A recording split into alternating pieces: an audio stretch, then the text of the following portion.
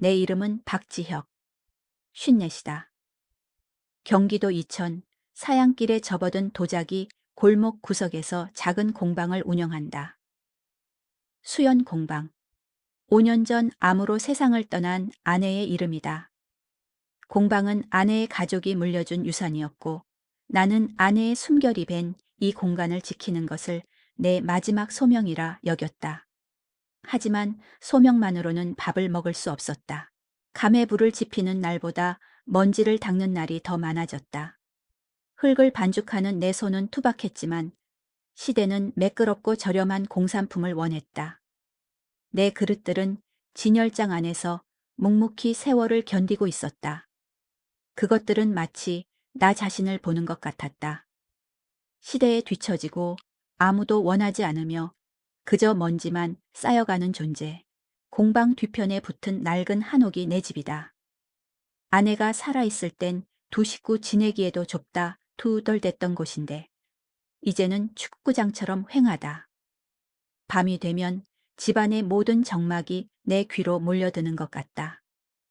삐걱이는 마룻소리, 멀리서 짖는 개소리, 그리고 벽식의 초침소리. 그 모든 소리가 합쳐져 나를 질식시켰다. 나는 매일 밤 아내의 영정 사진 앞에서 소주잔을 채운다. 습관이 되어버린 의식이다. 수연아, 오늘 손님이 하나도 없었어. 이러다 정말 문 닫아야 할지도 몰라. 수연아, 오늘 은행에서 전화 왔더라. 대출금 어떡하지? 대답 없는 사진에 대고 혼잣말을 하는 것은 내가 유일하게 살아있음을 느끼는 방식이다. 아내는 대답 대신 온화한 미소로 나를 바라본다. 그 미소가 때로는 위로가 되고 때로는 견딜 수 없는 질책처럼 느껴진다. 당신은 그렇게 훌을 떠났는데 나는 이 지긋지긋한 현실에 발이 묶여 있다고. 추석이 일주일 앞으로 다가온 날이었다. 늦은 오후 먼지만 쌓인 작업대 위에서 휴대폰이 울렸다. 발신자는 아들이었다. 몇 달 만의 전화인지 심장이 덜컥 내려앉았다. 미국에서 무슨 일이 생긴 걸까? 민재야, 밥은 먹고 다니냐? 아버지, 저예요. 별일 없으시죠? 목소리가 왜 그러세요? 수화기 너머로 들리는 아들의 목소리는 언제나처럼 바쁘고 건조했다. 낯선 영어들이 배경소음처럼 깔려 있었다. 아들은 나보다 그 소음들과 더 가까워 보였다. 아니다. 그냥 내 전화 오랜만에 받아서. 다름이 아니라 아버지, 저 이번 추석에 못 들어갈 것 같아요. 네. 예상했던 말이었지만 심장이 차갑게 식었다. 회사 프로젝트가 발등에 떨어져서요. 비행기 표도 없고. 이해하시죠? 이해. 언제나 이해였다. 아내의 장례식에도 졸업작품 마감 때문에 이틀 만에 돌아갔던 아들이다. 나는 무엇을 기대한 걸까? 쉰이 넘은 아버지가 명절에 아들이 보고 싶다고 때를 쓸 수는 없는 노릇이었다. 그래, 일 바쁘면 어쩔 수 없지. 몸이나 챙겨라. 네. 그럼 끊을게요. 돈은 좀 붙여드렸어요. 맛있는 거 사드세요. 맛있는 거. 5년째 홀로 차례상을 차리는 늙은 아비에게 그게 무슨 소용이란 말인가? 전화는 기계음과 함께 끊겼다. 나는 한참 동안 휴대폰을 쥔 채 작업실 의자에 못 박힌 듯 앉아 있었다. 해가 졌다. 공방 안으로 스며든 저녁 공기가 유난히 차가웠다. 나는 일어나 불 꺼진 가마로 다가갔다. 거대하고 차가운 입구. 저 안에 마지막으로 불을 지핀 게 언제였더라. 석 달 전인가. 아내의 유고를 화장하던 날의 열기가 불현듯 떠올랐다. 모든 것을 태워버릴 듯 뜨거웠던 불. 하지만 지금 내 앞에 가마는 시체처럼 차가웠다. 나는 가마 앞에 주저앉았다. 수연아, 나 너무 춥다. 눈물이 뺨을 타고 흘러 흙먼지 위로 떨어졌다. 54의 나이에 나는 완벽한 고아처럼 느껴졌다. 세상에 오직 나 하나만 남겨진 기분.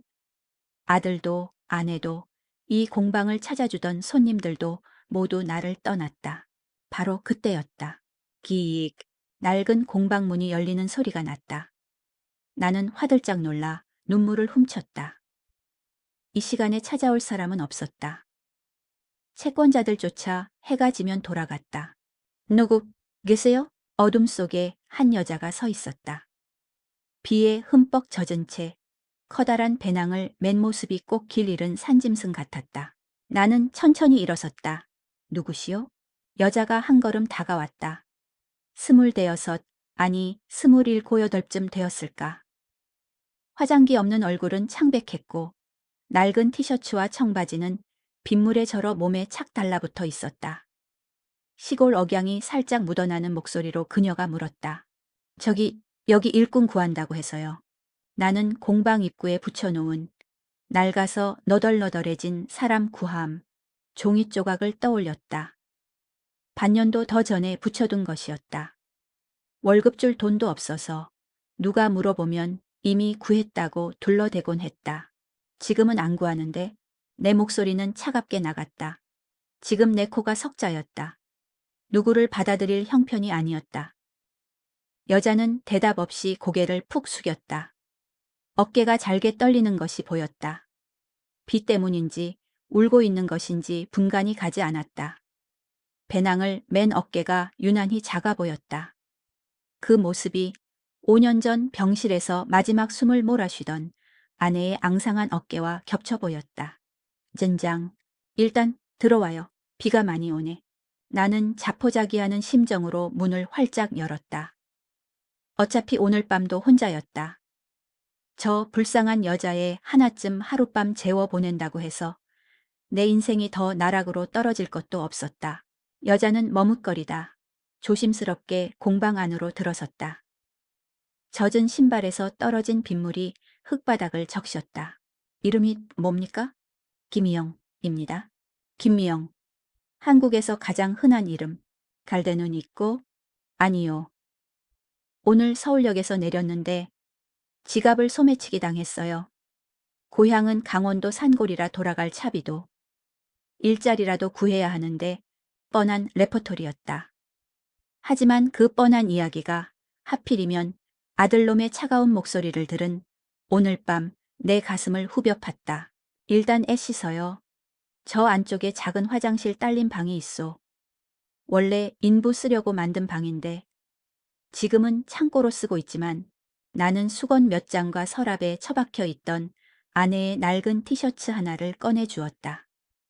아내가 병원에서 입던 품이 넉넉한 옷이었다. 이거라도 입고 저녁은 먹었소? 미영이라는 여자는 고개를 가로저었다. 나는 부엌으로가 며칠 전 끓여둔 이미 시큼해지기 직전에 김치찌개를 데웠다. 밥은 새로 했다. 우리는 작업실 구석의 작은 상에 마주 앉았다. 나는 소주병을 땄고 그녀는 고개를 숙인 채 밥만 팠다. 정말 배가 고팠는지 밥 2공기를 개 눈 감추듯 비워냈다. 체온천히 먹어 체하겠다. 그녀는 그제야 고개를 들었다. 쌍꺼풀 없는 크고 검은 눈. 젖은 머리카락이 뺨에 달라붙어 있었다. 시골 처녀라는 말이 딱 어울리는 꾸밈 없고 투박한 얼굴이었다. 감사합니다, 사장님. 그녀는 나를 사장님이라 불렀다. 빚쟁이들에게 박 사장이라 불리며 조롱당하는 것과는 다른 어감이었다. 내일 아침이 되면 가시오. 여긴 당신이 일할 만한 곳이 못 돼. 보다시피 곧 망할지도 모르는 곳이니까. 나는 소주를 털어넣으며 쓴웃음을 지었다. 김미영은 대답 대신 밥그릇을 들고 일어나 싱크대로 향했다. 제가 설거지 하겠습니다. 됐어. 그냥 둬. 아니에요. 이것이라도 하게 해주세요. 그녀는 내 밥그릇까지 가져가 꼼꼼하게 설거지를 시작했다. 그 뒷모습이 참으로 외로워 보였다. 아니, 외로워 보인 것은 그녀였을까? 아니면 그 뒷모습에 내 외로움을 투영한 나였을까? 그날 밤 나는 한옥 건넌방에서 굴러다니는 낡은 이불을 꺼내 창고방에 깔아주었다. 여기서 자요. 내일 첫차 타고 가든지. 그녀는 아무 말 없이 고개를 끄덕였다. 그렇게 김미영은 내 공방에 발을 들였다. 그리고 나는 그날 밤 아주 오랜만에 소주 없이 잠이 들었다. 이상하게도 집 안에 다른 사람의 숨소리가 있다는 사실만으로도 덜 추운 것 같았다. 나는 그 온기가 그저 추석을 홀로 보내기 싫은 내 이기심의 시작이었다는 것을 깨닫지 못했다. 나는 그저 늙고 외로운 남자였을 뿐이다. 다음 날 아침, 나는 익숙한 숙취 대신 낯선 인기척에 잠을 깼다. 동이 트기도 전이었다. 밖에서 부지런한 빗자루질 소리가 들렸다. 내가 부스스한 머리로 마루에 나갔을 때 김미영은 공방 마당을 쓸고 있었다. 어제 내가 줬던 아내의 낡은 티셔츠가 여전히 컸지만 젖었던 어제와는 달리 단정한 모습이었다. 쌀쌀한 새벽 공기에 그녀의 입에서는 하얀 입김이 새어나왔다. 그녀는 나를 보자 빗자루질을 멈추고 굳은 듯이 서서 고개를 숙였다. 안녕히 주무셨어요. 나는 대답 대신 헛기침을 했다.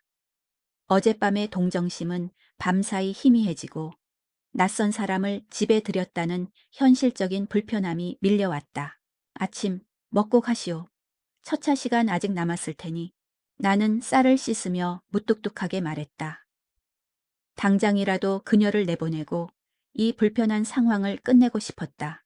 내가 밥을 안 치는 동안 그녀는 부엌으로 들어와 콩나물을 다듬기 시작했다. 어제 남은 밥으로 끓인 밍밍한 콩나물국과 간장.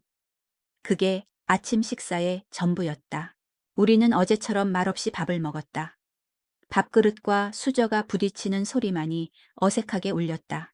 식사가 끝나자 그녀는 망설임 없이 설거지를 했다. 그리고는 어제 신었던 아직 축축한 운동화 끈을 조여맸다. 그녀의 모든 동작에는 한치의 망설임도 없었다. 마치 오래전부터 정해진 순서를 따르는 것 같았다. 정말 감사했습니다. 이 은혜는 됐소. 은혜는 무슨? 어서 가보시오. 나는 손을 내저었다.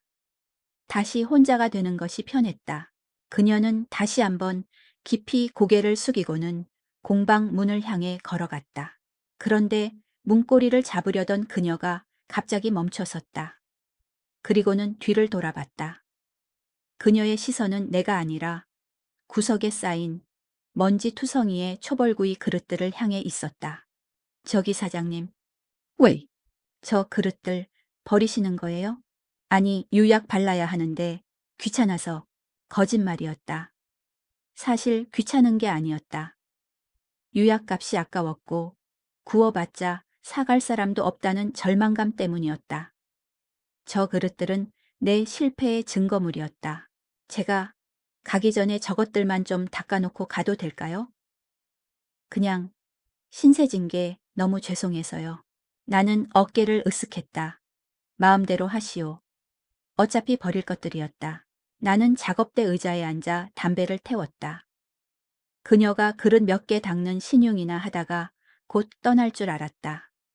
하지만 김미영은 소매를 걷어붙이고 쪼그려 앉아 마른 행주로 그릇 하나하나의 먼지를 닦아내기 시작했다.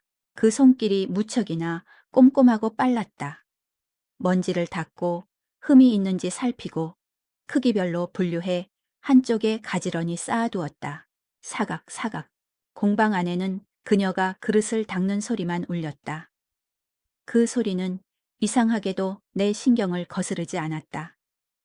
오히려 아내가 살아있을 때 함께 물레를 돌리던 시절에 익숙한 소음처럼 느껴졌다. 아내도 저렇게 꼼꼼하게 그릇을 살폈더랬다. 나는 1시간, 2시간을 그렇게 멍하니 그녀를 바라보았다. 그녀는 불평 한마디 없이 휴식 한 번 없이 그릇만 닦았다. 그 사이 전화가 2통 걸려왔다. 하나는 도자기 유약가게 사장이었고 다른 하나는 동네 식육점 주인이었다. 둘 다 밀린 외상값을 독촉하는 전화였다. 아, 박 사장, 돈은 언제 줄 거야? 내가 박 사장 사정 봐준 것도 한두 번이지. 이번 주까지 입금 안 하면 나도 가만 안 있어. 나는 미안합니다. 다음 주까지 꼭 이라는 말을 기계처럼 반복하고 전화를 끊었다. 전화를 끊고 나자 비참함이 온몸을 감쌌다. 54. 남들은 은퇴를 준비하며 손주 재롱이나 볼 나이에 나는 몇십만 원에 벌벌 떨며 구차하게 변명을 하고 있었다. 이게 내 인생의 현주소였다. 나는 다시 김미영을 바라보았다. 그녀는 여전히 묵묵히 그릇을 닦고 있었다. 수북이 쌓였던 먼지 덮인 그릇들이 어느새 깨끗한 속살을 드러내고 있었다. 그 순간 나는 깨달았다. 나는 저 여자가 필요했다. 내 비참함을 가려줄, 내 공방에 온기를 불어넣어줄, 이 지독한 외로움 속에서 내 곁에 살아있는 무언가가 절실히 필요했다. 아들놈도 죽은 아내도 채워주지 못하는 공백. 나는 그 공백을 저 낯선 여자로 채우고 싶었다. 오후가 되었다. 그녀는 점심도 거른 채 공방 한쪽 구석을 거의 다 치워놓았다. 김희영 씨. 처음으로 그녀의 이름을 불렀다. 그녀가 놀란 듯 나를 돌아봤다. 땀으로 젖은 머리카락이 뺨에 붙어 있었다. 갈대 정말 없소? 고향에 돌아가도 별거 없고 그녀는 고개를 가로저었다. 그 눈이 너무 검고 깊어서 나는 순간 압도당하는 기분이 들었다. 나는 마른 침을 삼켰다. 여기 망해가는 공방이요. 보다시피 월급 많이 못 줘. 어쩌면 아예 못 줄지도 몰라. 대신 먹고 자는 건 해결해 줄 수 있어. 저 창고방. 당신이 좀 치우면 그럭저럭 잘 만할 거야. 나는 담배를 하나 더 물었다. 연기가 쓰게 입안을 맴돌았다. 일은 그냥 지금 하는 것처럼 하면 돼. 청소하고 그릇 닦고 가끔 흙 반죽하는 거나 좀 도와주고. 이건 제안이 아니었다. 구걸에 가까웠다. 늙고 무기력한 남자가 젊은 여자에게 곁에 있어 달라고 비는 구차한 애원이었다. 김미영은 한참 동안 나를 바라보았다. 그 검고 깊은 눈이 내 속을 꿰뚫어 보는 것 같아. 나는 시선을 피했다. 내 얄팍한 동정심, 그보다 더 큰 이기심, 그리고 내 주체할 수 없는 외로움을 그녀가 다 읽어버린 것만 같았다. 얼마나 지났을까? 나네, 낮고 조용한 목소리였다. 월급 안 주셔도 돼요. 그냥 밥 먹여주시고 잘 곱만 주시면 뭐든지 할게요. 그녀는 다시 고개를 숙였다. 나는 안도의 한숨을 내쉬었다. 하지만 그 안도감 뒤편으로 흉측한 만족감이 고개를 들었다. 나는 이 불쌍한 시골 처녀의 주인이 되었다. 나는 그녀에게 은혜를 베푸는 사람이 되었다. 빚쟁이들에게 시달리던 무기력한 박지혁이 아니라 누군가의 생계를 책임지는 사장님이 된 것이다. 그날부터 김미영은 수연 공방에 머물게 되었다. 나는 그녀에게 내 인생의 틈을 메워달라고 요구했다. 그 틈이 얼마나 깊고 어두운지, 그리고 그 틈이 결국 우리 둘 다를 삼켜버릴 것이라는 사실을 애써 외면한 채 그녀가 치운 창고방은 아내가 쓰던 작은 물레가 있던 곳이었다. 나는 낡은 이불을 내주며 말했다. 큐면 말하고. 그녀는 이불을 받아들고 어제처럼 작게 고개를 끄덕였다. 그녀는 말이 없었고 나는 그 침묵이 좋았다. 김미영이 공방에 머무르기 시작한 지 한 달쯤 지났다. 그녀는 유령처럼 조용했다. 새벽 4시면 일어나 마당을 쓸고 아침을 차리고 내가 작업실로 나오기 전에 어젯밤의 흔적들, 소주병, 흙덩어리, 지저분한 연장 따위를 말끔히 치워놓았다. 그녀는 자신이 이곳에 존재한다는 사실을 애써 지우려는 사람처럼 행동했다. 그녀는 말이 없었지만 부지런했다. 창고방은 더 이상 창고가 아니었다. 그녀는 어디서 주워왔는지 모를 작은 화분을 창가에 두었고 낡은 이불은 매일 아침 햇볕에 말렸다. 그녀가 공방 구석구석을 닦아낼수록 수연 공방은 역설적이게도 아내의 흔적이 지워지고 김미영의 냄새로 채워졌다. 깨끗한 비누 냄새, 그리고 흙먼지 냄새. 나는 애써 사장님의 위엄을 지키려 했다.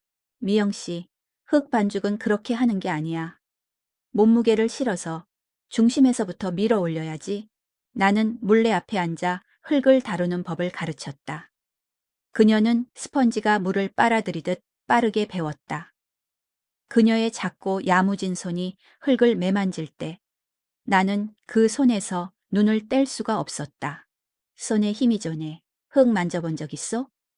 어릴 때 농사일 좀 거들었어요. 그게 내가 그녀의 과거에 대해 아는 전부였다. 강원도, 산골, 농사일. 그녀는 더 이상 묻지 말라는 듯 입을 다물었고 나도 굳이 캐물을 이유가 없었다. 그녀의 과거가 불행할수록 나는 더 안전하다고 느꼈으니까. 갈 곳 없는 여자. 나만이 유일한 피난처가 되는 것이다. 그 비뚤어진 우월감이 나를 지탱했다.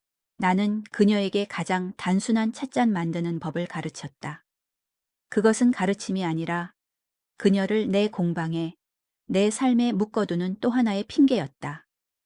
그녀가 빚어낸 찻잔은 투박했지만 기묘한 힘이 있었다. 아내의 것과는 전혀 다른 거칠고 야생적인 느낌, 추석이 지났다.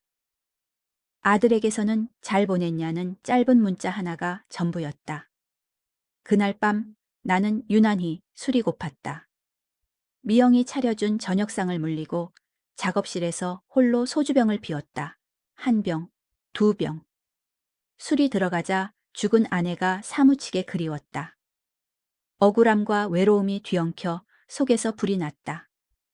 빚쟁이들의 목소리가 귓가에 맴돌고 아들의 무심한 문자가 눈앞에 어른거렸다.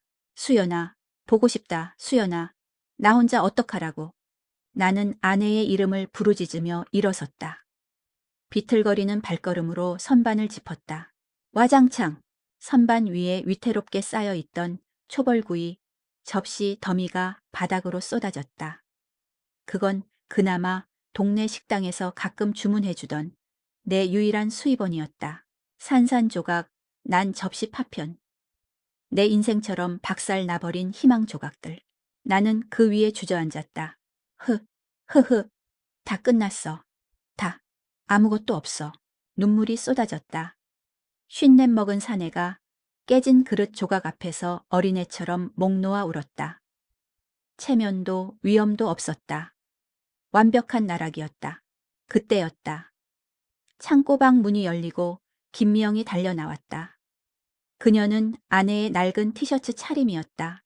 그녀는 나를, 그리고 바닥에 흩어진 파편들을 잠시 바라보았다. 나는 그녀가 나를 경멸할 것이라 생각했다. 혹은 무서워하며 도망칠 것이라 생각했다. 사장님의 가장 비참한 모습을 보였으니까. 하지만 그녀는 아무 말도 하지 않았다. 그녀는 묵묵히 방으로 돌아가 빗자루와 쓰레받기를 가져왔다. 그리고 내 곁에 쪼그려 앉아 가장 큰 파편부터 조심스럽게 치우기 시작했다. 그녀의 긴 머리카락이 쏟아져 내려 흙바닥에 닿았다. 나는 울음을 그치고 멍하니 그 모습을 바라보았다. 선. 그녀가 낮게 말했다. 나는 내 손을 내려다보았다. 접시 파편을 짚는 바람에 손바닥이 깊게 베어 피가 뚝뚝 떨어지고 있었다. 술에 취해 아픔도 몰랐던 것이다. 김미영은 구급상자를 가져왔다. 그녀는 내 거칠고 투박한 손을 자신의 무릎 위에 올려놓았다. 그리고는 알코올솜으로 상처를 닦아냈다. 아! 따가움에 몸을 움츠리자 그녀가 내 손을 꽉 잡았다. 가만히 계세요. 덧나니까. 그녀의 손은 작았지만 힘이 있었다. 차가운 솜이 상처에 닿을 때마다 움찔거리는 나를 그녀는 덤덤한 표정으로 내려다보았다. 그 눈에는 경멸도 동정도 없었다. 그저 해야 할 일을 한다는 듯한 무표정. 그녀는 조심스럽게 상처를 소독하고 연고를 바르고 붕대를 감았다. 그 모든 과정이 너무나도 능숙해서 나는 잠시 넋을 잃었다. 아내 외에 누군가가 내 상처를 만져준 것이 얼마만인가. 아니, 아내조차도 말년에는 내 손을 이렇게 잡아주지 못했다. 그녀는 자신의 고통만으로도 벅찼으니까. 붕대를 다 감은 그녀는 내가 흘린 피가 묻은 바닥까지 깨끗이 닦아냈다. 그녀는 모든 정리를 마친 뒤 나를 부축해 일으켰다. 술 냄새와 피 냄새, 흙먼지 냄새가 뒤섞였다. 방에 들어가서 주무세요. 나는 술 기운과 상처의 아픔, 그리고 알 수 없는 감정에 휘청거렸다. 그녀의 어깨에 기대어 한옥방으로 돌아왔다. 그녀의 몸은 가늘었지만 단단했다. 그녀가 나를 이부자리에 눕히고 돌아설 때였다. 가지마. 내가 뱉은 말이었다. 내 안에 늙고 이기적인 괴물이 속삭인 말이었다. 그녀가 멈춰섰다. 같이 있어줘. 혼자 있기 무섭다. 이것은 유혹이었다. 쉰냄 먹은 남자의 비겁하고도 절박한 유혹. 나는 그녀의 동정심을, 그녀의 약점을 이용하려 했다. 김미영은 한참 동안 어둠 속에 서 있었다. 나는 그녀의 표정을 읽을 수 없었다. 그녀는 천천히 돌아앉아 내 머리맡에 조용히 앉았다. 그날 밤 그녀는 떠나지 않았다. 우리는 아무 말도 하지 않았지만 방 안의 공기는 전과 달라져 있었다. 흙과 피, 그리고 술 냄새가 섞인 그 방에서 나는 붕대가 감긴 손을 이불 밑에 숨겼다. 다음 날부터 나는 그녀에게 미영 씨라고 부르는 대신 미영아라고 불렀다. 그리고 나는 그녀에게 저녁 식사를 차리라고 하는 대신 같이 먹자고 말했다. 우리의 식탁에는 소주병이 2개가 되었고 그녀는 내 술잔을 채웠다. 그녀는 여전히 말이 없었지만 더 이상 내 시선을 피하지 않았다. 나는 그녀의 침묵이 내 외로움을 감싸주는 위로라고 착각했다. 하지만 그건 위로가 아니었다. 그것은 내가 파고 들어가야 할 더 깊은 심연의 시작이었다. 그날 밤 이후 공방의 공기가 달라졌다. 사장님과 직원이라는 얄팍한 경계선은 무너졌다. 우리는 더 이상 서로를 그렇게 부르지 않았다. 나는 그녀를 미영아라고 불렀고 그녀는 나를 그냥 쳐다보았다. 호칭이 사라진 관계. 우리는 한 지붕 아래 사는 이상한 동거인이 되었다. 나는 더 이상 아내의 영정사진 앞에서 혼자 술을 마시지 않았다. 우리는 흙먼지 묻은 작업대에서 겸상을 했다. 그녀는 묵묵히 내 잔을 채웠고 나는 그 잔을 묵묵히 비웠다. 그녀의 침묵은 나를 편안하게 했다. 그녀는 내 비참한 신세에 대해 묻지 않았고 내 넋두리를 비웃지 않았다. 그녀는 그저 존재했다. 그 존재감이 마약처럼 나를 중독시키고 있었다. 나는 내가 그녀에게 필요한 존재라는 사실에 취해갔다. 가을비가 며칠 동안 이어졌다. 날이 부쩍 쌀쌀해졌다. 미영은 여전히 내가 처음에 줬던 아내의 낡은 티셔츠 몇 장을 돌려 입고 있었다. 그 모습이 내 눈에 거슬렸다. 아니, 사실은 그 모습이 내 안에 뒤틀린 욕망을 자극했다. 이미영아. 네. 추워 보인다. 이리 좀 와봐. 나는 그녀를 한옥 안방으로 불렀다. 아내가 죽은 후 5년 동안 한 번도 열지 않았던 장롱. 나는 그 문을 열었다. 나프탈렌 냄새와 함께 아내의 시간이 쏟아져 나왔다. 이거, 입어. 너한테 맞을 거다. 나는 아내가 즐겨 입던 따뜻한 스웨터와 외투 몇 벌을 꺼냈다. 아내의 채취가 희미하게 남아있는 옷들이었다. 이것은 내가 해서는 안 될 짓이라는 것을 알았다. 그것은 죽은 아내에 대한 모독이자 살아있는 그녀에 대한 기만이었다. 김미영은 옷을 받아들지 않고 나를 빤히 쳐다보았다. 그 눈빛에 처음으로 당혹감이 서려 있었다. 아이준, 사모님, 죽은 사람 옷이야. 주인 없어. 네가 입어. 내 목소리는 거칠게 나갔다. 넌 지금 이 집 사람이니까. 이 집 사람. 내가 무슨 말을 하고 있는지 알았지만 멈출 수 없었다. 이것은 배려가 아니었다. 이것은 소유의 표식이었다.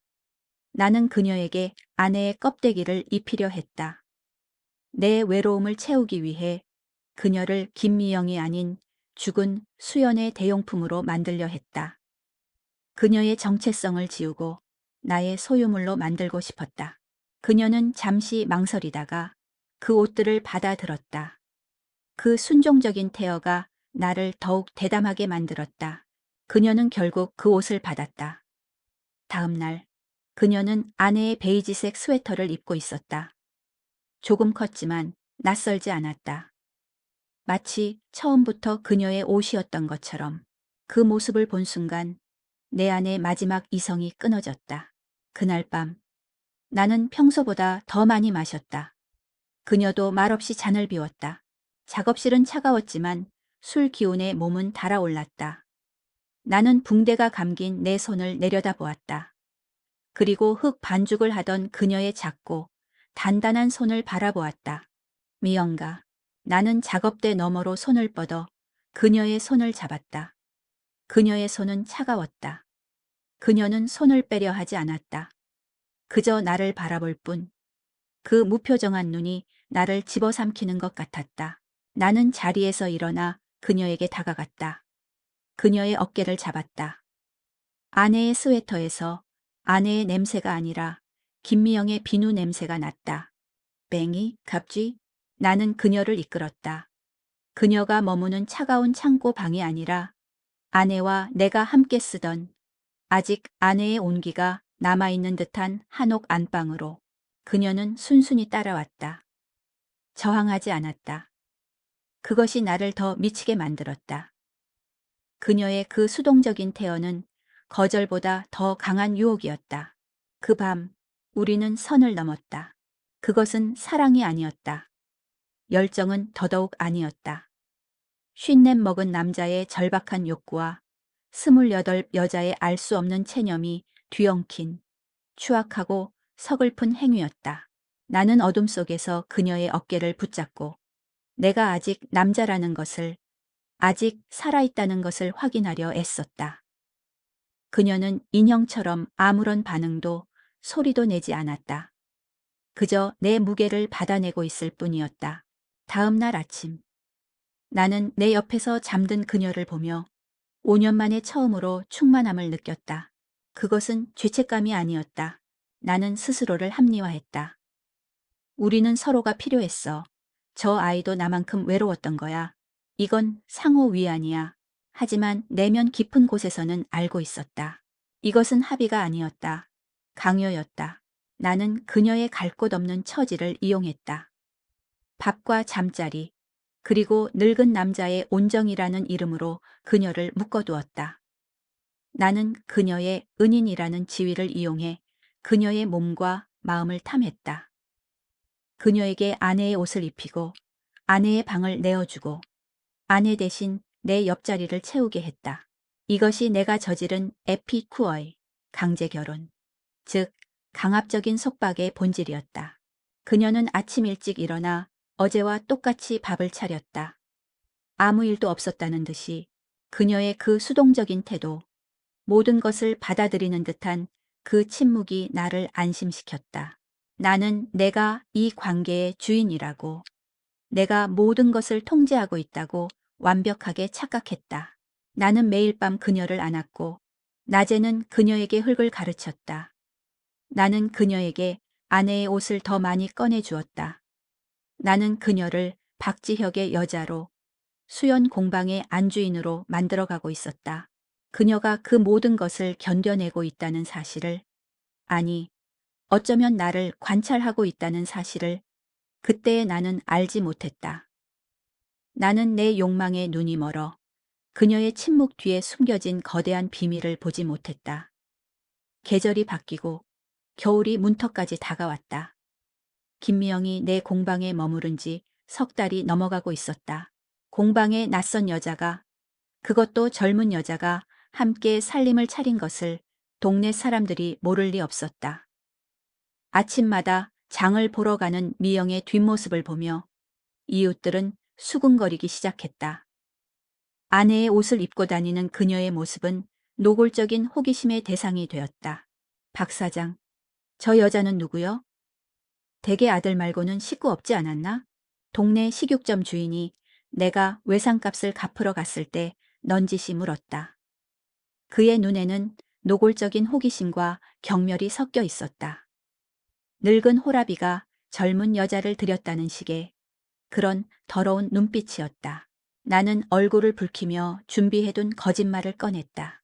아, 저 죽은 처형의 딸입니다. 조카뻘 되죠. 시골에서 올라왔는데 갈 데가 마땅찮아서 얌전하고 착한 아이라 일 좀 배우라고 데리고 있습니다. 조카? 허허. 박 사장. 복도 많네. 저렇게 예쁜 조카도 다 있고. 식육점 주인은 음흉하게 웃었다. 나는 그 웃음의 의미를 알았지만 애써 외면했다. 주먹을 쥐었지만 외상값 앞에서는 아무 말도 할 수 없었다. 첫 번째 거짓말은 두 번째 거짓말을 낳았다. 나는 불쌍한 조카를 거두는 마음씨 좋은 호라빗 행세를 했다. 김미영은 은혜를 갚기 위해 헌신하는 조카 역할을 묵묵히 수행했다. 우리의 관계는 부적절한 동거에서 기묘한 가족 연극으로 변질되었다. 그리고 나는 그 연극에 완벽하게 몰입하고 있었다. 하지만 나는 그 연극에 완벽히 몰입한 반면 그녀는 그렇지 않았다. 김미영은 여전히 비밀투성이었다. 그녀는 휴대폰이 없었다. 이 시대에 28살의 여자가 휴대폰이 없다는 것은 말이 되지 않았다. 내가 쓰던 낡은 공기계를 주려 했지만 그녀는 필요 없다며 단호하게 거절했다. 그녀에게는 어떠한 연락도 오지 않았다. 편지도 전화도 마치 이 세상에 존재하지 않았던 사람처럼. 그녀의 과거는 강원도 산골이라는 단어 외에는 텅 비어 있었다. 그리고 그녀는 가끔 사라졌다. 일주일에 한 번 혹은 2주일에 한 번. 정해진 날은 없었다. 아침 일찍 시장에 다녀오겠다고 나간 그녀는 해가 질 무렵에야 돌아오곤 했다. 어디 갔었어? 시장에 꿀단지라도 숨겨놨나? 나는 농담처럼 물었지만 속은 타들어가고 있었다. 그녀는 대답 대신 사온 두부와 콩나물이 담긴 봉지를 내밀었다. 그녀가 늦게 돌아오는 날이면 나는 작업실에 앉아 물레도 돌리지 못하고 문만 쳐다보았다. 그녀가 이대로 돌아오지 않을까봐, 나를 버리고 떠날까봐, 이 지긋지긋한 외로움 속으로 나를 다시 밀어 넣을까봐 동정심으로 시작했던 내 감정은 소유욕으로 변해 있었다. 나는 그녀가 나 없이는 살 수 없기를 바랐다. 내가 그녀의 세상 전부이기를 바랐다. 하지만 그녀의 그 알 수 없는 외출은 그녀에게 나 말고 다른 세상이 있을지도 모른다는 공포를 심어주었다. 어쩌면 남자가 있는 걸까? 이천 시내 어딘가에 나 몰래 만나는 젊은 놈이라도 있는 건 아닐까? 늙고 볼품없는 나를 비웃으며 뒤에서는 다른 짓을 하고 다니는 건 아닐까? 의심은 독버섯처럼 자라났다. 나는 그녀가 빚어낸 찻잔을 들여다보았다. 거칠지만 단단한 모양새. 그녀는 내 가르침을 받았지만 내 방식을 따르지 않았다. 그녀의 짐승 같은 야생성이, 그녀의 통제되지 않는 부분이 나를 불안하게 만들었다. 나는 그녀를 완벽하게 소유하고 싶었다. 그녀의 생각, 그녀의 과거, 그녀의 비밀까지 전부. 결국 나는 선을 넘었다. 그녀가 다시 시장에 다녀오겠다. 고 나간 날이었다. 그날따라 그녀는 아침 일찍 머리를 감고 내가 준 아내의 옷 중에서 가장 깨끗한 외투를 입었다. 오늘은 또 어딜 가려고 그렇게 빼입었어? 내 목소리에는 날이 서 있었다. 그냥요. 그녀는 내 눈을 피했다. 그녀가 공방문을 나서자 나는 10분쯤 뒤에 모자와 마스크로 얼굴을 가린 채 그녀를 뒤따랐다. 54의 나이에 나는 스토커처럼 내 집에 사는 여자의 뒤를 밟고 있었다. 내 자신이 한심했지만 의심을 멈출 수가 없었다. 그녀는 버스를 타고 이천 시내로 향했다. 나는 택시를 타고 그 버스를 뒤쫓았다. 그녀는 복잡한 시내 중심께서 내렸다. 그리고는 나를 경악하게 만든 곳으로 들어갔다. 그곳은 이천에서 가장 비싼 특급 호텔 로비였다. 시골 처녀 김미영이 지갑을 소매치기 당해 갈 곳이 없다던 그 여자가 어째서 저런 곳에 들어간단 말인가? 나는 심장이 얼어붙는 것을 느끼며 호텔 입구에 숨어 그녀를 지켜보았다. 그녀는 로비 구석에 공중전화로 향했다. 그리고 수화기를 들고 익숙하게 번호를 눌렀다. 나는 그녀가 누구와 통화하는지, 왜 하필 저런 비싼 호텔, 공중전화를 이용하는지 알 수 없었다. 그녀는 누군가와 짧고 단호하게 통화를 했다. 10분쯤 통화를 하고는 아무 일 없었다는 듯 호텔을 빠져나왔다. 그리고는 태연하게 재래시장에 들러 평소처럼 두부와 콩나물을 샀다.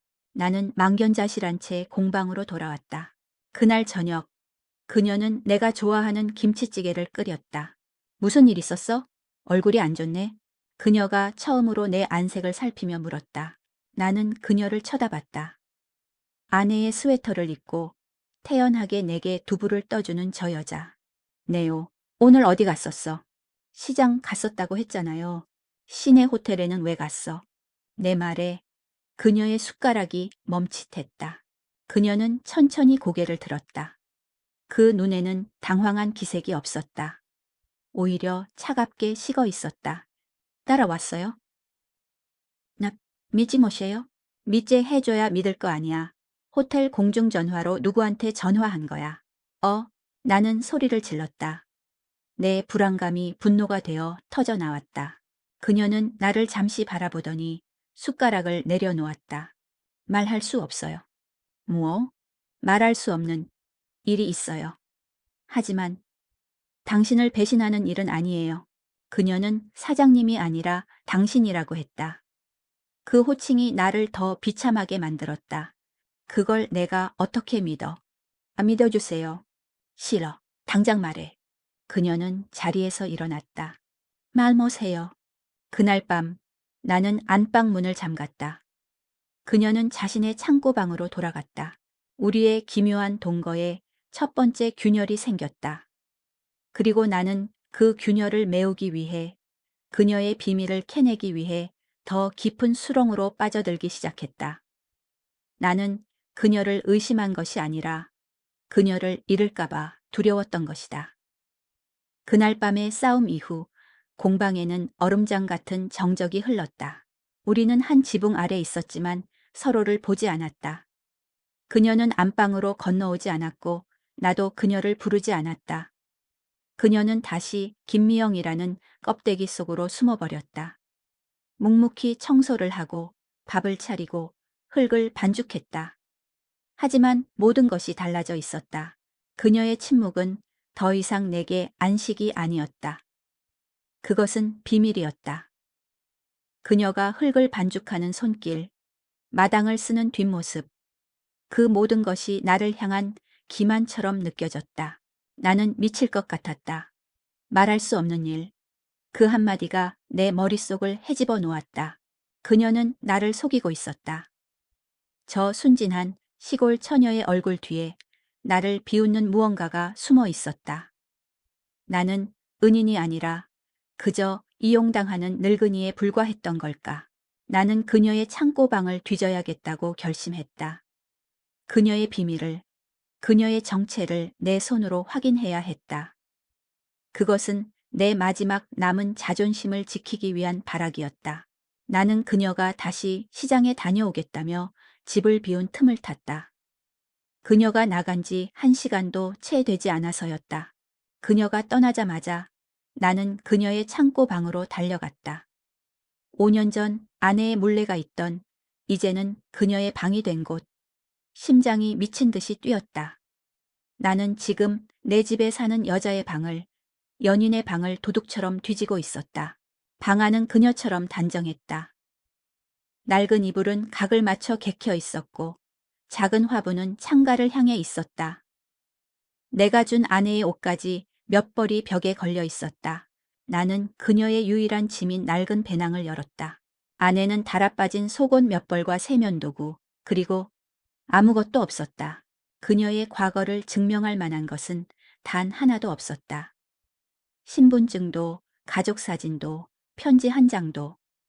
그녀는 정말 유령 같았다. 나는 좌절감에 휩싸였다. 이대로 포기해야 하나. 그때 내 눈이 낡은 이불 밑으로 향했다. 매일 아침 햇볕에 말린다던 그 이불. 나는 낡은 요를 뒤집었다. 그리고 그 밑 차가운 방바닥에 고정된 널빤지 틈새에서 그것을 발견했다. 작은 비단 주머니였다. 손때가 묻어 반질반질한 고급스러운 검은색 비단. 손이 떨렸다. 나는 조심스럽게 주머니를 열었다.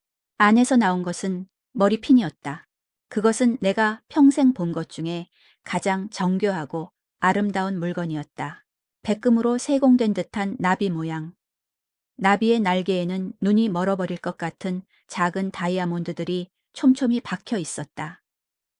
가운데는 비현실적일 만큼 푸른 사파이어가 자리 잡고 있었다. 이건 가짜일 리가 없었다. 이천의 낡은 도예, 공방 창고방, 달아빠진 이불 밑. 이 물건은 이곳에 있어서는 안 되는 것이었다. 이 머리핀 하나면 내 공방을 사고도 남을 것 같았다. 김이영. 나는 그 머리핀을 쥔 채 주저앉았다. 머리가 텅 비는 기분이었다. 지갑을 소매치기 당했다던 여자. 월급을 안 받아도 좋으니 재워만 달라던 여자. 아내의 낡은 옷을 군말 없이 받아 입던 여자. 그녀는 대체 누구인가? 나는 그녀가 돌아올 때까지 그 머리핀을 손에 쥐고 기다렸다. 손바닥 안에 다이아몬드가 차가운 불꽃처럼 내 살을 찌르는 것 같았다. 저녁 무렵 그녀가 두부 봉지를 들고 돌아왔다. 뭐세요?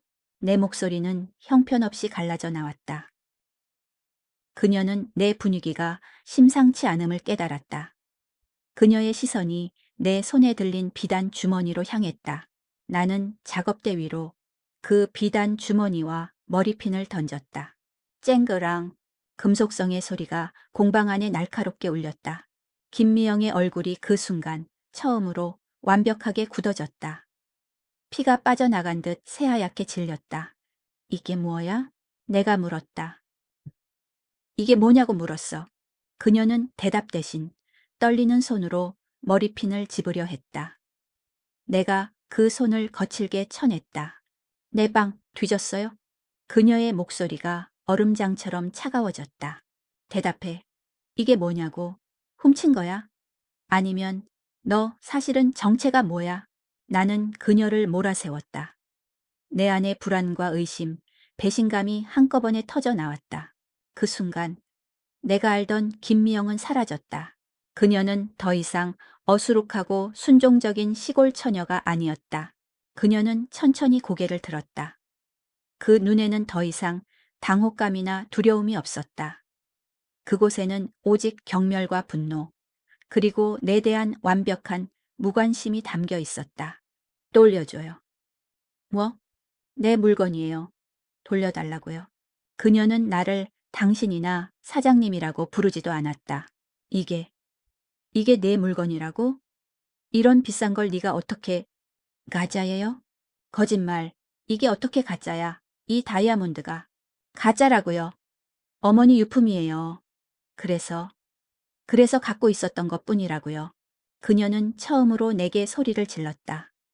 그 목소리에는 내가 감히 범접할 수 없는 어떤 위험이 실려 있었다. 나는 그녀의 기세에 눌려 한 걸음 물러섰다. 그녀는 내 손에서 머리핀을 낚아채듯 가져갔다. 왜 그걸 숨겼어? 내 물건이니까요. 내 유일한 물건이니까. 그걸 당신 같은 사람이 함부로 만질 자격 없어요. 당신 같은 사람. 그 말이 비수처럼 내 가슴에 꽂혔다. 호텔은 왜 갔던 거야? 이것 때문이야? 이거 팔려고? 그녀는 나를 바라보았다. 그 눈빛은 나를 빚쟁이보다 더 하찮은 존재로 만들었다. 아 땡스나 캠. 그녀는 한숨을 내쉬더니 비단 주머니를 품에 안고 자신의 창고방으로 들어가 버렸다. 그리고 문을 잠갔다. 가자, 여면이 유품. 나는 그녀의 말을 믿을 수 없었다. 만약 그게 진짜 유품이라면 왜 그렇게 숨겼단 말인가? 그리고 저 태도는 저건 시골 처녀의 태도가 아니었다. 나는 그 머리핀의 진짜 정체를 알아내야 했다. 그게 그녀의 비밀을 풀 유일한 열쇠였다. 나의 의심은 이제 확신이 되었다. 그녀는 나를 속이고 있다. 그리고 나는 그 대가로 모든 것을 잃게 될지도 모른다는 불길한 예감에 휩싸였다. 머리핀 사건 이후 공방은 무덤이 되었다. 그녀는 더 이상 안방에 들지 않았고 나를 당신이라고도 부르지 않았다. 그녀는 나를 투명인간 취급했다. 그녀의 존재 자체가 나를 향한 거대한 기만처럼 느껴졌다. 나는 방에서 나오지 않았다. 물레도 돌리지 않았다. 밥도 먹지 않았다. 나는 그 머리핀의 정체를 알아내려 애썼다. 며칠 전 그녀를 미행했던 호텔 로비의 보석상에 가볼까도 생각했다. 그 머리핀 사진이라도 찍어둘 걸 그랬다. 하지만 나는 그럴 용기가 없었다. 내 초라한 행사얘기, 그리고 내가 알게 될 진실이 두려웠다. 나는 그녀가 가짜라고 소리쳤던 그 순간에 얼음장 같던 눈빛을 잊을 수 없었다. 그건 더 이상 내가 알던 김미영이 아니었다. 우리의 기묘한 연극은 끝났다. 나는 그녀가 언제 떠날지만을 기다리고 있었다. 그녀가 떠나면 나는 다시 홀로 남겨질 것이다. 나는 그것이 두려웠지만 그녀의 비밀은 더 두려웠다. 내 삶에 잠시 끼어들었던 이 기이한 온기는 이제 나를 태워버릴 불길이 되어가고 있었다. 그리고 사흘째 되던 날 정오였다. 나는 텅 빈 공방 작업실에 멍하니 앉아 있었다. 그때였다. 끼익, 내 낡은 공방 문 앞 좁은 골목길을 꽉 채우는 마찰음이 들렸다. 나는 창문으로 고개를 돌렸다. 그리고 내 눈을 의심했다. 검은색 세단. 그것도 내가 TV 뉴스에서나 보던 육중하고 반짝이는 최고급 세단이었다. 한 대가 아니었다. 꼬리를 문 세단 세 대가 흙먼지 날리는 내 공방 앞을 막아선 것이다. 빚쟁이들? 아니었다. 빚쟁이들은 저런 차를 타고 다니지 않는다. 차문이 열리고 검은색 정장을 빼입은 남자들이 내렸다. 그들은 마치 영화 속 경호원들처럼 일사불란하게 움직이며 주변을 경계했다. 골목길에서 놀던 아이들이 겁에 질려 도망쳤다. 나는 심장이 멎는 것 같았다.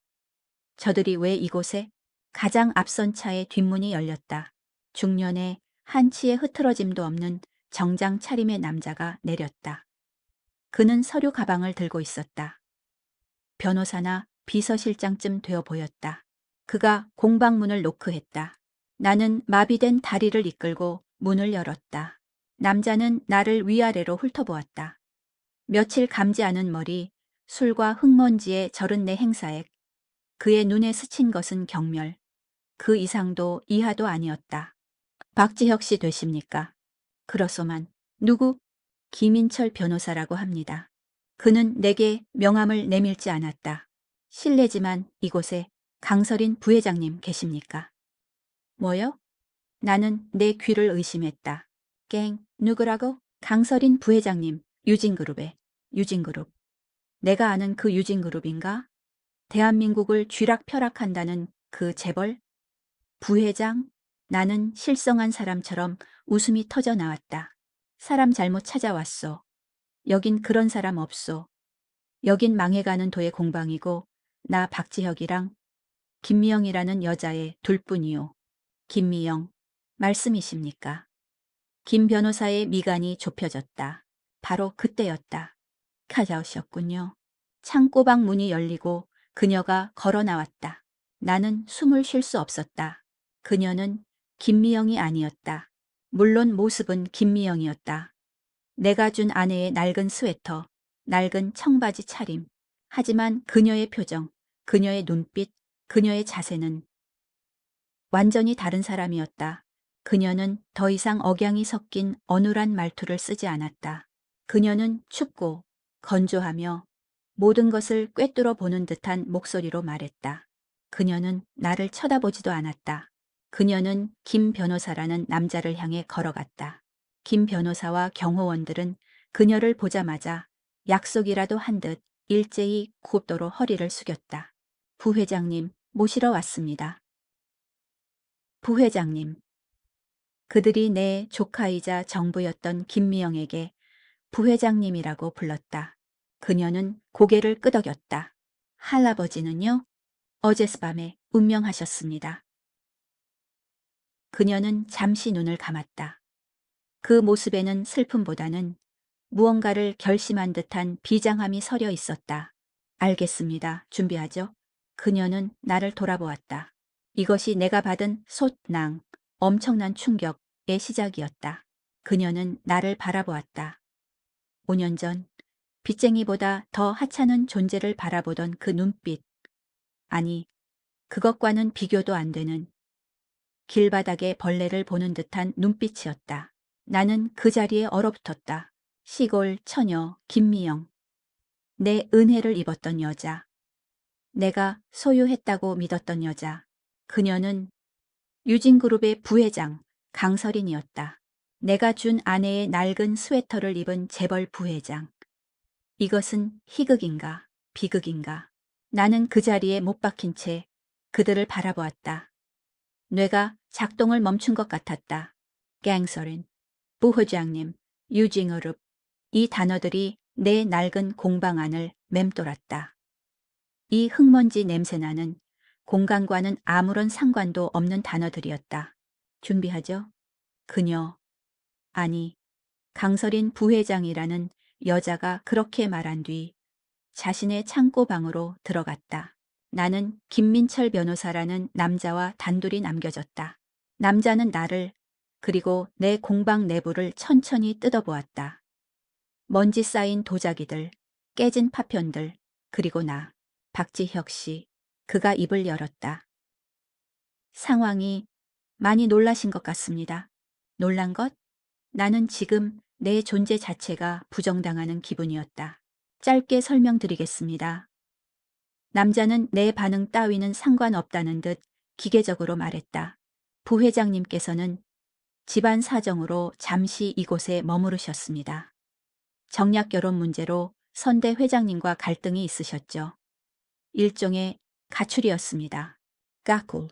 하지만 어젯밤 선대 회장님께서 운명하셨고 이제는 돌아가셔야 할 때입니다.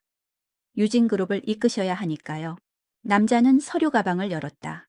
그동안 박지혁 씨께서 저희 부회장님을 인도적인 차원에서 보호해 주신 점 감사하게 생각합니다. 인도적인 차원, 보호. 그가 봉투 하나를 꺼내 내 작업대 위에 올려놓았다. 두툼한 봉투였다. 이건 그룹 차원에서 드리는 작은 성의입니다. 그동안 부회장님이 이곳에 머무르시며 폐를 끼친 부분에 대한 보상입니다. 노동의 대가일 수도 있겠군요. 보상, 노동의 대가. 나는 작업대 위의 봉투를 내려다보았다. 나는 지난 몇 달간 내가 사장님이라고 은인이라고 착각했다. 나는 내가 그녀를 소유했다고 믿었다. 하지만 진실은 이것이었다. 나는 유진그룹 부회장님의 가출 놀이에 동원된 배경이었을 뿐이다. 나는 그녀에게 숙식을 제공한 하찮은 하숙집 주인에 불과했다. 머릿속이 하얘졌다. 나는 그녀에게 내 아내의 옷을 입혔다. 나는 그녀를 내 아내의 방에서 내 아내의 대용품처럼 안았다. 나는 그녀의 갈 곳 없음을 무기 삼아 그녀를 강압적으로 곁에 두었다고 생각했다. 그런데 그 모든 것이 그저 재벌 3세의 서민 체험 같은 것이었다면 그녀는 내 절박함과 외로움, 내 비참한 소유욕을 그 차가운 눈으로 전부 지켜보고 있었던 것이다. 내가 은혜를 베푼다고 착각할 때 그녀는 나를 관찰하고 있었다. 내가 그녀를 소유했다고 의기양양해할 때 그녀는 나를 경멸하고 있었다. 그 머리핀, 그건 가짜가 아니었다. 어머니 유품일 수는 있겠지. 수백억, 수천억짜리 유품. 역겨움이 치밀어 올랐다. 그녀에 대한 분노가 아니었다. 나 자신에 대한 혐오였다. 나는 54의 나이에 28살짜리 여자애의 손바닥 위에서 놀아난 것이다.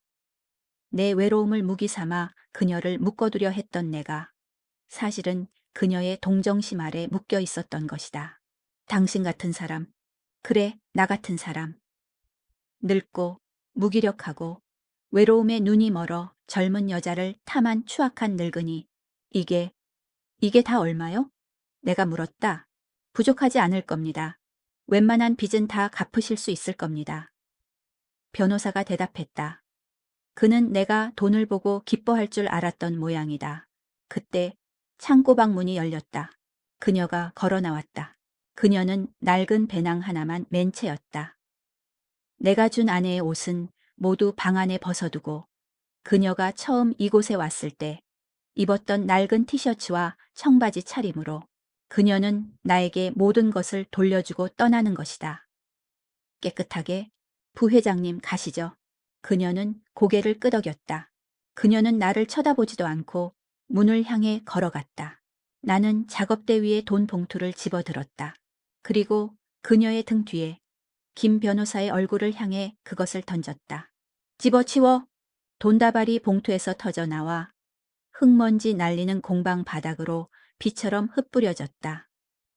5만 원짜리 지폐들이 내 깨진 도자기 파편들 위로 떨어졌다. 이딴 거 필요 없어. 당장 가져가. 꺼져. 나는 미친놈처럼 소리 질렀다. 김 변호사는 미간을 찌푸렸지만 당황하지 않았다. 경호원들이 나를 제압하려 다가왔다. 됐어요. 그녀가 강설이니 처음으로 경호원들을 막아섰다. 그녀는 바닥에 떨어진 돈을 그리고 나를 마지막으로 바라보았다. 그 눈빛에는 경멸도 분노도 아닌 아주 얕은 연민이 담겨 있었다. 그것이 나를 완전히 무너뜨렸다. 경멸보다 더 잔인한 동정. 나가, 당장 내 공방에서 나가. 나는 무너져 내렸다. 그녀는 돌아섰다. 그녀는 검은 세단에 올라탔다. 김 변호사는 바닥에 떨어진 돈을 줍지 않았다. 그는 내게 가볍게 목례를 하고는 자신도 채 올라탔다. 차문이 닫히는 소리가 둔탁하게 울렸다. 세 대의 차는 좁은 골목길을 조용히 빠져나갔다.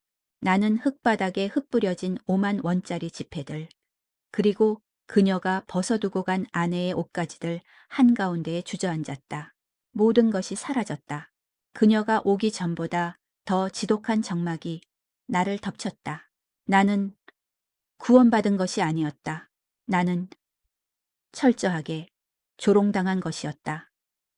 얼마나 그렇게 앉아 있었는지 모르겠다. 해가 지고 공방 안으로 푸른 어둠이 깔리기 시작했다.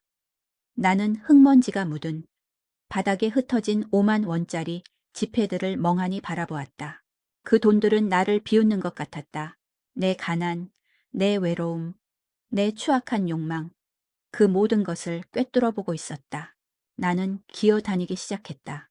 무릎으로 짐승처럼 흙바닥에 엎드려 돈을 주었다. 한 장, 한 장. 깨진 도자기 파편에 손이 베었지만 아프지 않았다. 피가 묻은 돈, 흙이 묻은 돈.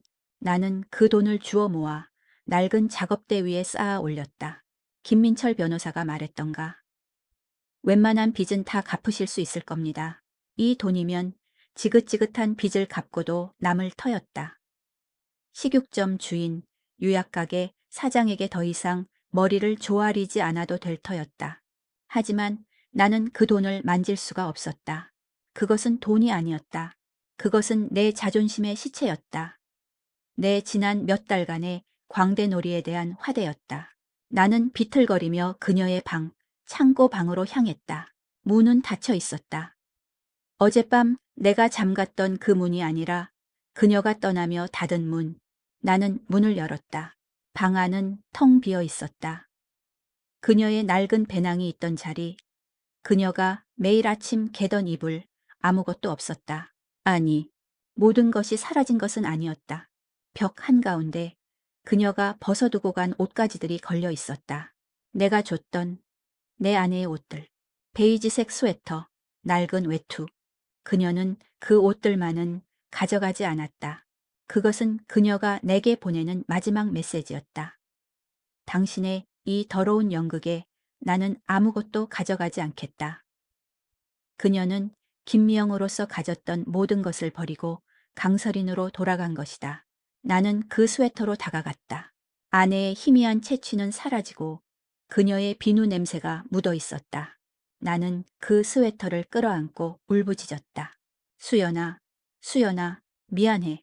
내가 잘못했어. 내가 모독한 것은 살아있는 강설인이 아니었다.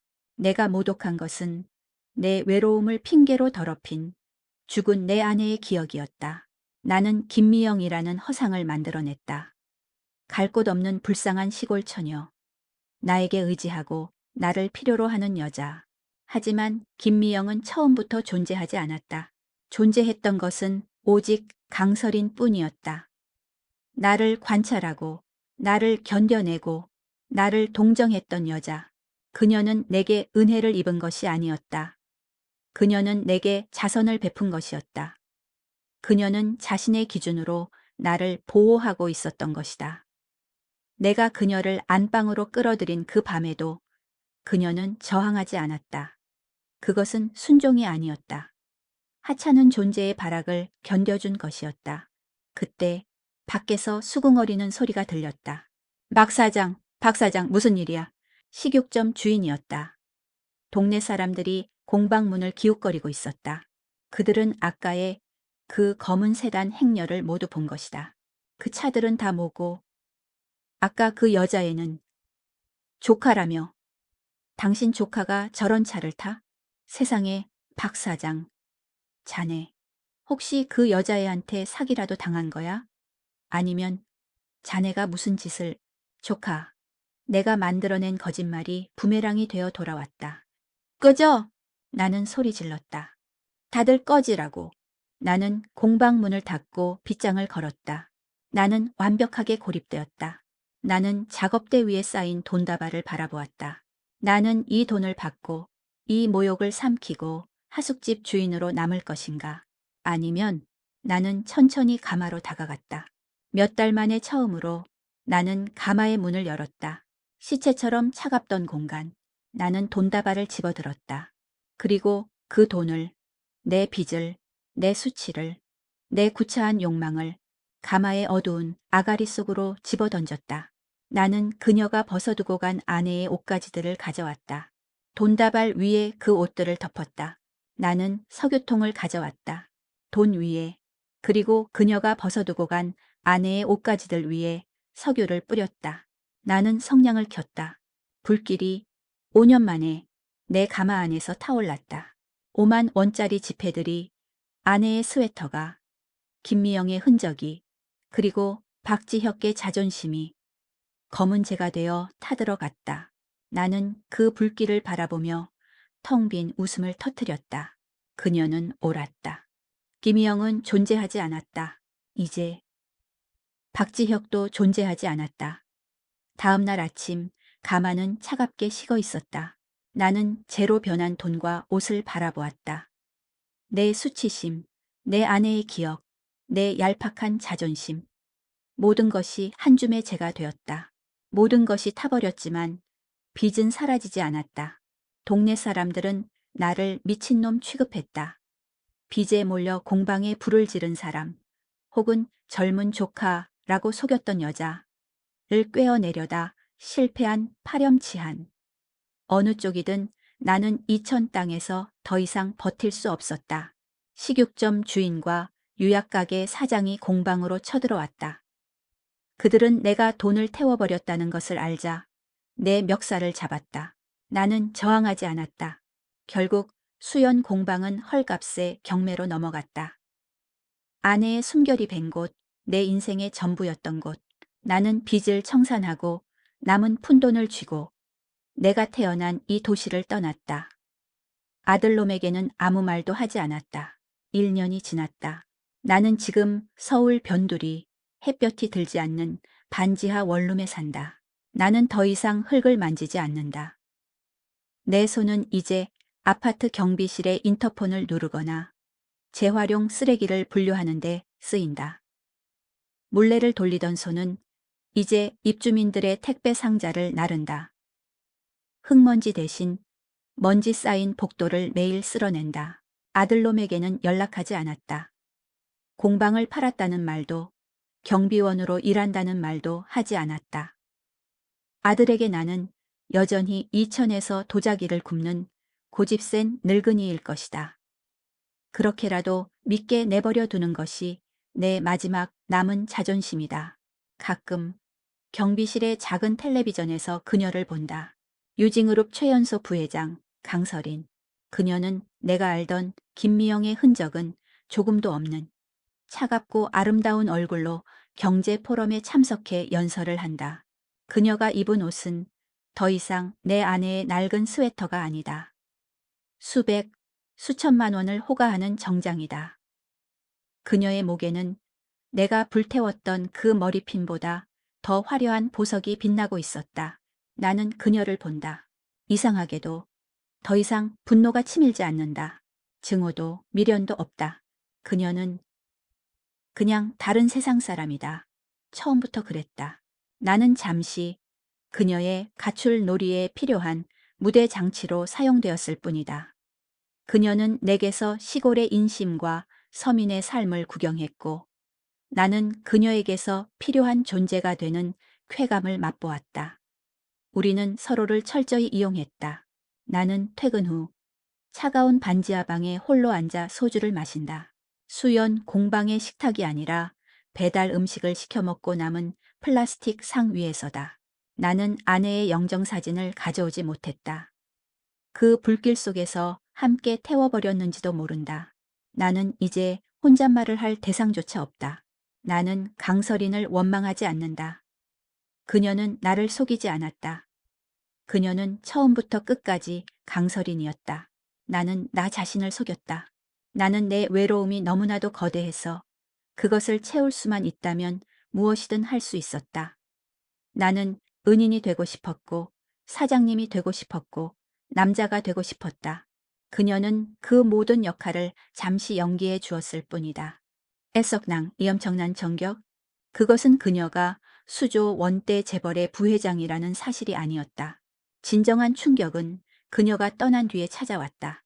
내 존재가, 내 54년의 삶이 이토록 무가치하고 이토록 텅 비어 있었다는 뼈아픈 깨달음.